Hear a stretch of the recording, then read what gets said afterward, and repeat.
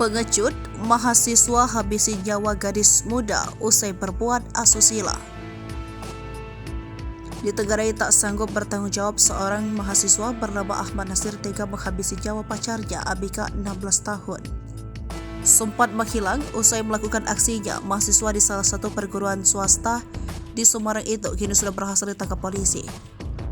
Ia pun mengakui perbuatannya dan meminta maaf kepada keluarga besar pejabat Gubernur Papua Pegunungan, orang tua Abika. Kapolrestabes Semarang, Kombes Pol Irwan Anwar pada Senin 22 Mei 2023 mengatakan tersangka baru mengenal korban selama 2 minggu dari media sosial. Nasir dikabarkan menyiapkan kamar kos untuk korban di wilayah Kecamatan Banyumanik, Semarang. Di sana tersangka AN telah menyiapkan sejumlah miras untuk diminum bersama Abika. Tak lama kemudian, keduanya berbuat asusila dan teguk miras. Setelah itu, Abika mual dan diberikan susu serta air kelapa oleh tersangka. Namun Abika justru kejang-kejang.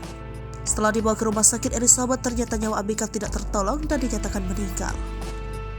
Pihak rumah sakit pun melaporkan kejanggalan itu kepada polisi. Kos yang disiapkan tersangka menjadi titik awal polisi mengungkap kasus ini. Polisi curiga mengapa tersangka tinggal di kosan wilayah Banyumanik, padahal ia kuliah di Semarang dan tempat tinggalnya di Pedurungan. Nasir mengakui perbuatannya dan meminta maaf kepada keluarga korban. Ahmad Nasir yang merupakan seorang mahasiswa semester 4 Fakultas Ekonomi ini juga mengaku siap bertanggung jawab atas peristiwa ini.